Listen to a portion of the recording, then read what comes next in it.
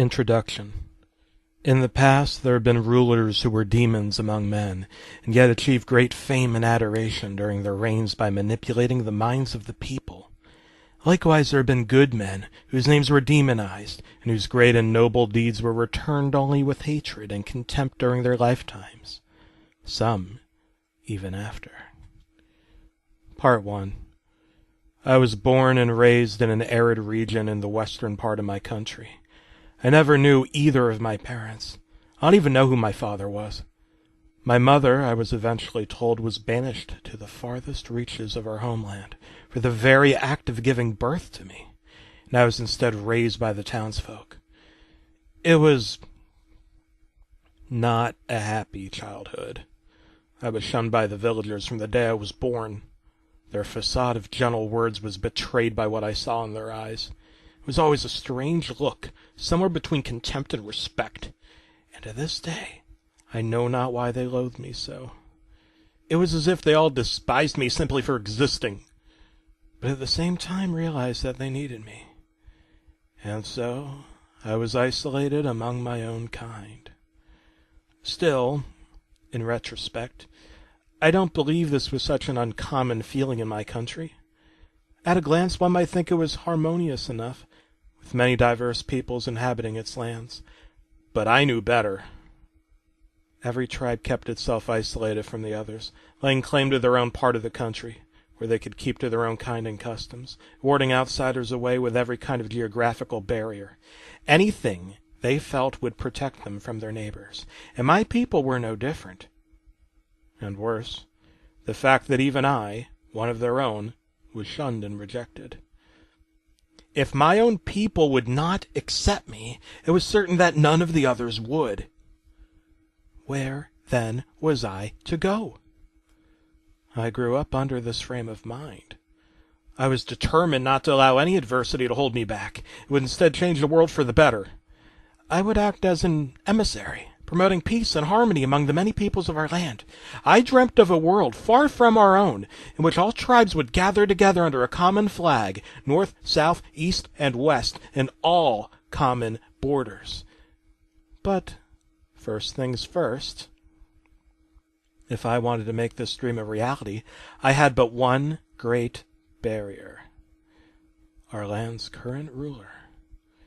Being a small country with little influence, it should be no surprise that we were a monarchy. Our king, however, was notoriously aloof, and separated himself from the people as much as they separated themselves from each other. He was the type of king who'd rather spend his time polishing his crown than he would acting for the benefit of his people. So reputed was his manner that it was said even that none of his subjects had ever seen his face. Such a ruler could not remain in power if my country was to be changed for the better. I determined to gain an audience with him in an effort to make him see the need for reform. This would be no easy task, however, and I fully expected that despite my efforts, he would see no reason to change his habits and instead continue with his comfortable life. I needed a contingency in the likely circumstance that this would happen.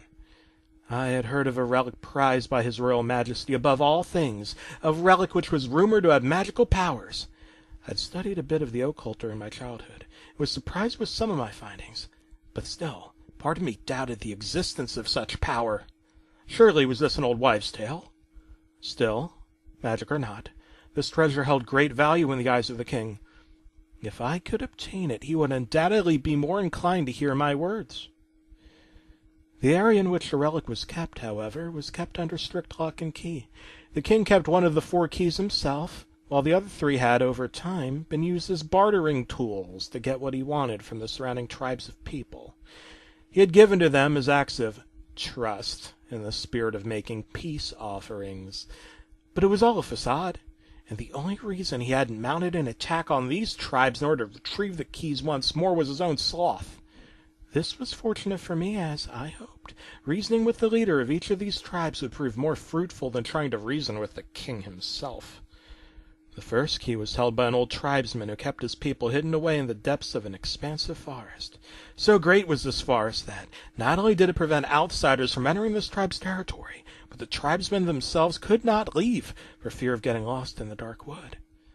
It was a trial in and of itself, but with determination I was able to reach the small settlement and gain an audience with the tribe's leader.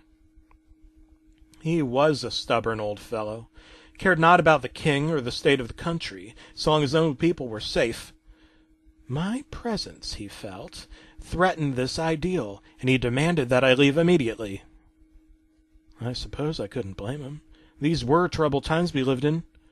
Unable to bear the weight of the world and all those residing in it, he took it upon himself to ensure his own people's safety first and foremost.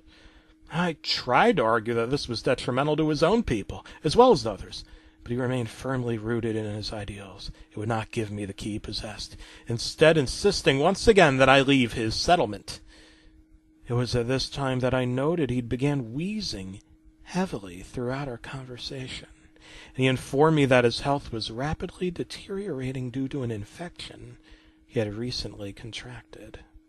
I thought perhaps that alleviating his illness might earn his trust and grant me the prize I sought after. I was well versed in the medicine of my own people, and was quickly able to concoct something to aid him. The tribe's leader was wary of my methods, as he was not familiar with this foreign medicine, but I gave him my assurance and handed him the bottle. The taste was fiercely bitter, and the texture grainy. These seemed to offend him, as he informed me soon after taking it. He demanded to know what it was made of. I was reluctant to tell him all of the ingredients for fear of giving the wrong impression. My people's medicine is rather unorthodox, and I had put in some live spiders from the nearby forest, which have medicinal effects when swallowed whole. But his prodding forced me into doing so. As soon as he learned of the ingredients, he became furious. He was no longer wheezing, which told me the concoction had worked. He, however, was too livid to realize this, and I was driven from the forest with little say in the matter. I had failed in obtaining this first of the keys, but still had hope in the other two. I made my way to the tribe which held the second key, a people who isolated themselves on a steep mountain, far from other civilization. They shared the mountain with another people, and there was an understandable amount of unrest between the two tribes.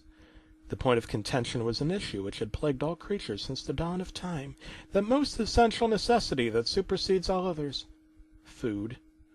The key-holding tribe had grown arrogant, and began to steal their food from the neighboring tribe, as it was considered a delicacy. The neighbor tribe wanted, above all things, to avoid a confrontation, and quietly submit themselves to this abuse for years.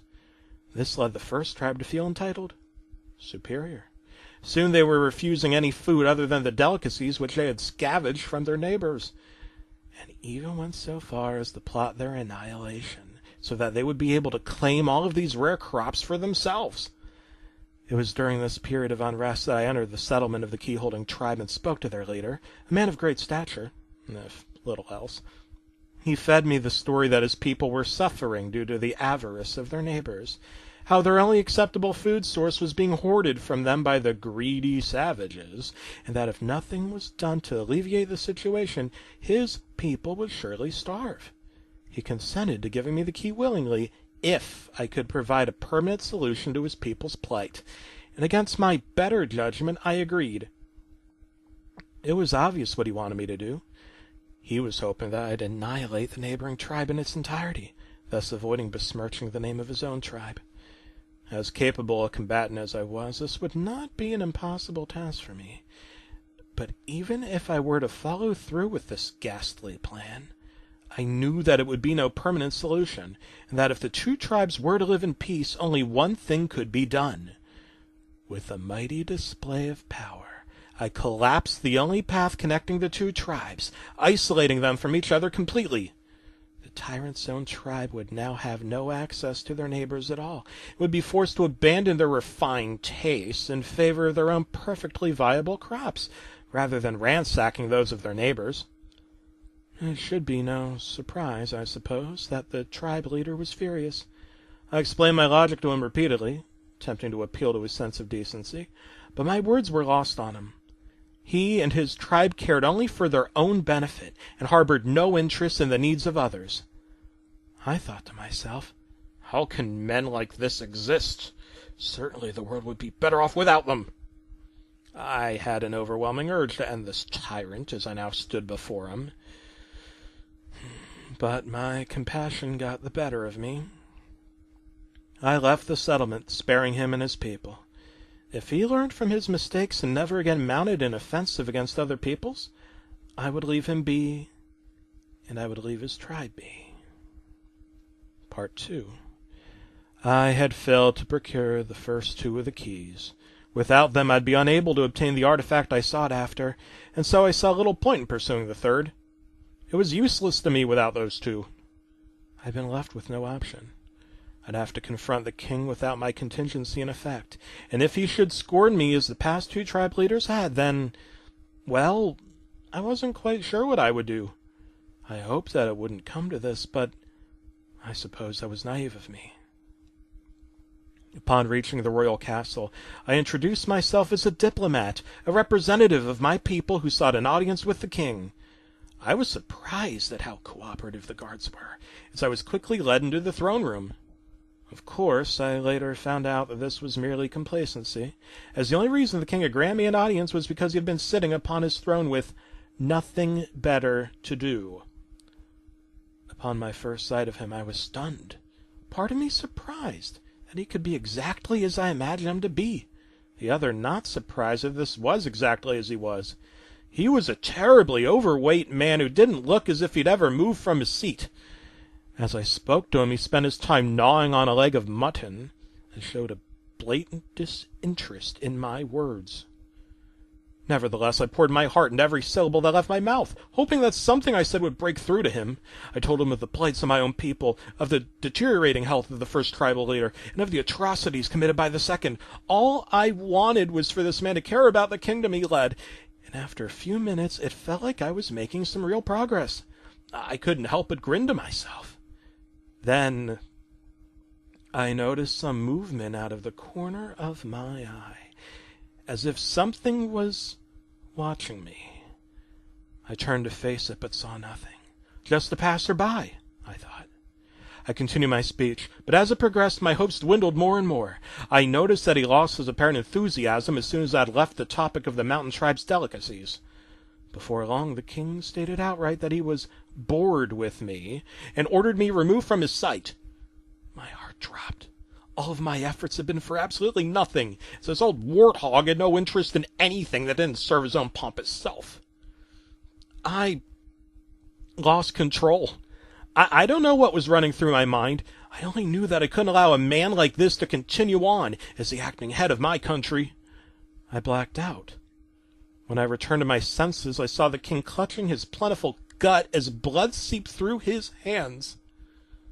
I was gripping my sword firmly. I was surrounded by the castle's guards, all arming themselves against me. There was no way I was going to be able to talk my way out of what I'd just done. With an explosive display of power and cunning, I managed to break through the guards' enclosure and flee the castle. The guards standing out front had not been informed of my actions, and were confused to see me sprinting. All the better for my escape, I suppose. I knew that even if I fled the castle, they would pursue me to the ends of the earth. I had to find sanctuary somewhere, and I found it in a temple, deep in the heart of the forest. I'd be able to avoid capture here, thanks to the maze of the forest, and spend some much-needed time thinking about my next course of action. I knew that I had now eliminated any and all hope for changing the kingdom through civil means. I eventually came to the conclusion that there was no option left but to wage war on the capital itself. But how could I, a single man, challenge the might of the entirety of the military single-handedly? It was then that I began to think once more of that fabled artifact which the king treasured above all things. Perhaps if I could somehow just obtain it as a bartering chip, then violence could be avoided. But having made the enemies I had in both the mountain and forest tribes, not to mention the castle guard placed in charge of the fourth key, there was no hope of collecting all the keys necessary for obtaining it. Out of nowhere I suddenly heard voices. One voice, actually, but I assumed there must have been another, as she sounded as if she was having a discussion with someone. I heard mention of a person who was gathering the keys which I had failed to obtain. This person already possessed two, and was in the process of obtaining the third. I recoiled in horror at the thought that this person might have actually followed through with the mountain tribe's wishes and committed genocide on their neighboring tribe. And what might he have done to the cave and forest tribes? My own ideals aside, I recognized an opportunity when I saw one. There was only one reason a person would collect the 4 keys, and that would be to gain access to the royal vault. Whoever this man was, he was quite the ambitious thief. But I was even more so. If I allowed this person to gather the keys in my place, whatever means he may be employing, then my opponent would be but a single man, not an entire military force. I decided on this final course of action, and planned my movements carefully. The conversations I overheard from beyond the temple's walls helped greatly in timing my departure. In the meantime, I built my strength, practicing my crafts within the walls of the temple, until the day came that this person had only the royal key left to obtain. I wasted no time and made haste to the castle. I thought to supervise the exchange in order to ensure that the 4th key was obtained, and perhaps put to rest my concerns about this person's methods. However, upon reaching the castle, in a clever disguise purchased from a local merchant, I learned that the king was no longer with us. Presumably, he had succumbed to his injuries. To everyone's surprise, at that moment his daughter came forth, asking if what the guard had said was the truth. I deduced that they must have kept the king's passing from the princess, and the poor girl had just overheard our conversation. Without waiting for an answer, she fell to tears and fled the scene. She wasn't acting rashly, mounting a horse, immediately fleeing the scene. Myself and the guard did the same, but we must have been too much for the horse, as the guard was promptly bucked off. Hoping he was all right, I went in pursuit of the young girl, who was stopped at the city's gates. A young boy stood before me, though I knew not why. When I asked where the girl had fled, he refused to reply and challenged me to a fight. A thought then occurred to me. Surely this weak little child couldn't be the one whom I had heard about. Could he? I was worried about the princess' mind, but I now had more important matters to attend. I made myself scarce. At some point during the whole commotion, the final key must have been lost. By the princess, perhaps? Or was it the guard? In any case, it was clear from the boy's countenance that he now held it, which confirmed all of my suspicions about him. This was the thief. I suppose this was a good thing. Such a child surely couldn't have obtained the keys through means of violence, and now I would not have to duel a owned warrior over possession of the artifact. I could simply incapacitate the boy and leave him to recover shortly after. I carefully tailed him as he made his way to the royal vault. Employing all 4 of the keys, he successfully opened the door and, instead of taking the artifact, took his time exploring. And before I could mount a surprise attack on him, he inexplicably vanished. It defied all logical sense, but worked out in my favor. There was now nothing at all standing between myself and my target. I seized the relic and felt a peculiar rush of power. Confidence it was. With this, I could take back the kingdom in the name of the people. Wasting no time, I proceeded to do exactly that. I marched upon the castle, now free of any silly disguise, and when challenged by the guards, displayed the relic. My theory had been correct, though it was doubtful that they knew why. They recognized that the object was more valuable to the royal family than the guards' own lives. So long as I held it in my hands, I was allowed to pass. Upon reaching the throne room, the royal magistrate took little convincing. They had recognized the impotency of the king, but had been unable to do anything about it. What's more, it was revealed that whosoever held the artifact was to be considered the kingdom's royal family. Tradition is a funny thing, but occasionally can work out in one's favor, I suppose. I took my seat at the throne and assured the magistrate and the other servants that we were now embarking towards a bright new age of peace and prosperity. Part 3. Years passed. As it turns out, leading a kingdom, much less restoring a collapsing one, is a far greater task than I had anticipated. I learned, to my dismay, that the weak-looking boy I had encountered had, in fact, committed genocide on one of the mountain peoples in accordance with the key-holding tribe's wishes, even gone so far as to kill the forest tribe leader in order to obtain his key. I was not present for his obtaining the key from the Eastern Cave tribe, but eventually heard rumors that their protector, whom they revered as a god, had passed, and that the boy was to blame. I could not believe that these rumors were true, that such a child could have enacted such atrocities. But the evidence piled up as numerous other peoples began to rise up against the kingdom, angered that such a criminal had been allowed to run free for so long. Even the castle town was overrun, and its inhabitants forced to flee. I was forced to isolate my own castle from the town beneath it, keeping the attacking forces at bay. It seemed as if, from the moment my rule began, nothing but disaster and misfortune befell our good kingdom. I say this not only because of the castle-town calamity. Tragedies befell the entire kingdom. The cave people, now without their protector, were sadly unable to survive the harsh winter of the previous year. The forest tribe was lost without their leader to guide them, and the mountain tribe, now alone on their rocky summit, drew battle plans for plunging the kingdom into anarchy and reaping the rewards. They had learned nothing, and I was left with no choice but to personally quell their ambitions once more. Even my own tribesmen entertained doubts about remaining loyal to the kingdom, now that I, the child they had shunned, had risen to power. All felt as if the kingdom had literally gone to hell, and for all I know, it very well may have. It was around this time, however, that I heard of a noble young hero resolving these issues throughout the kingdom. The word came from one of my few remaining followers, and at first I was appreciative. What a noble soul, I thought, to take it upon himself to revive this fallen kingdom, just as I did so long ago.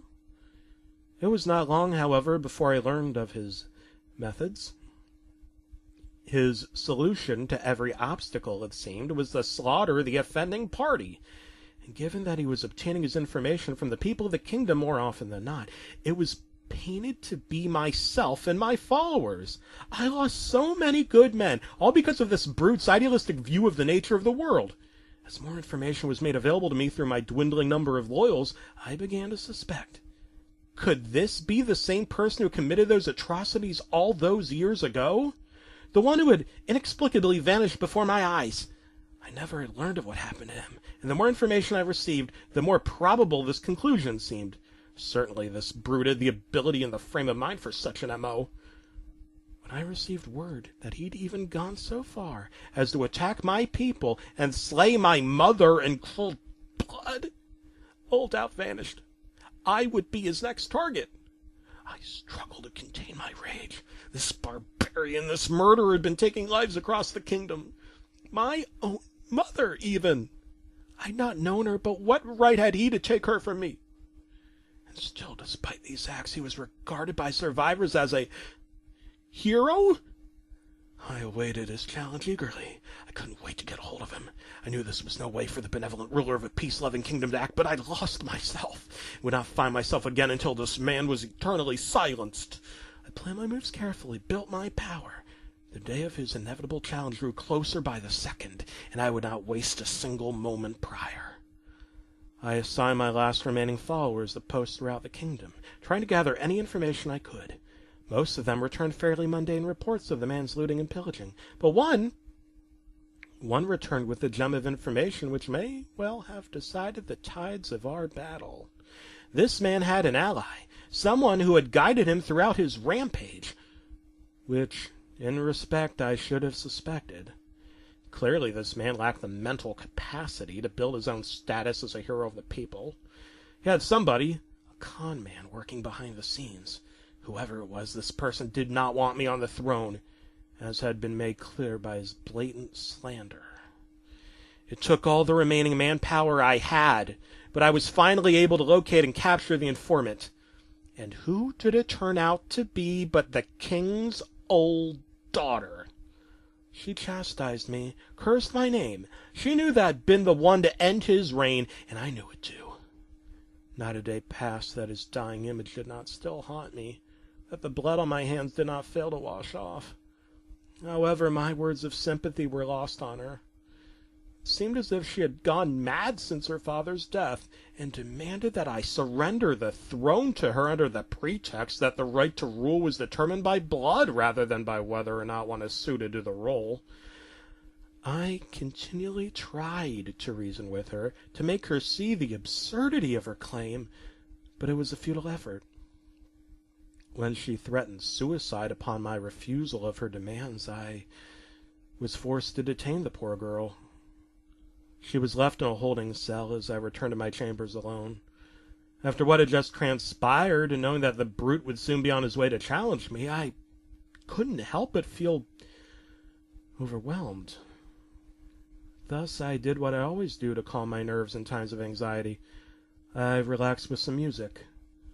I remained in this state for what seemed like hours, trying to regain my composure as much as possible, hoping perhaps that the coming duel would simply go away if I wished enough, as if my entire life had been one great, big, unpleasant dream that I might suddenly awaken from. But unfortunately, my rational mind knew that this was not the case, and that I'd soon have to fight for my kingdom, possibly for the last time. No sooner had that realization crossed my mind that my sanctuary was invaded by the man I had been waiting for, violently prying open the door behind me. I gathered my nerves and turned to face him. As I had suspected, it was the same boy I had encountered all those years ago. What a facade he'd been playing. I knew why he was here, and he knew that I knew. Words between us served no purpose, and our climactic showdown began. Every second felt like an eternity. I'd never before exerted myself to the extent that I was forced to at this, the final confrontation. And despite my superior strength and size, it quickly became an uphill battle. I had no idea how this man had attained the level of skill which he possessed, but I, who had not seen the battlefront in all the years since I'd seized power, was no longer a match. After a brutal series of blows from his sword, I fell, unable to continue.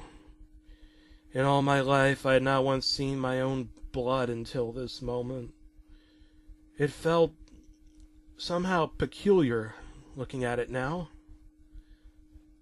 My life flashed before my eyes.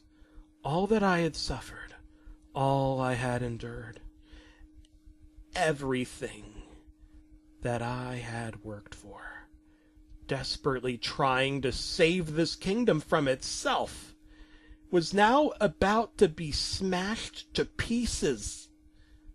My qualms subsided. Let this miserable kingdom succumb to its own vile tendencies, I thought. If my land has become a fool's paradise, I have no desire to linger in it. But I knew this was not how I felt. Deep in my heart of hearts, my soul cried. I truly wanted to save the people of this land, to show them their own bright futures, show them that they didn't have to live in abject squalor, rejecting each other in the name of fear and loathing. My vision began to fade. I'd lost too much blood, and I knew, no matter how noble my goals, that this castle was to be my grave. The youth must have been able to free the princess on his way to my chamber. As I heard her footsteps fast approaching and saw her behind him just before my vision went black, he stood above me, sword drawn, dripping with my blood. There was nothing left for me here. As I felt my life slipping away, the last words I heard were the princess's.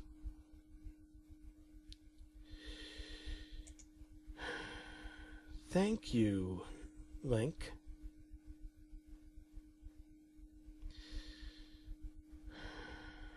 Thank you.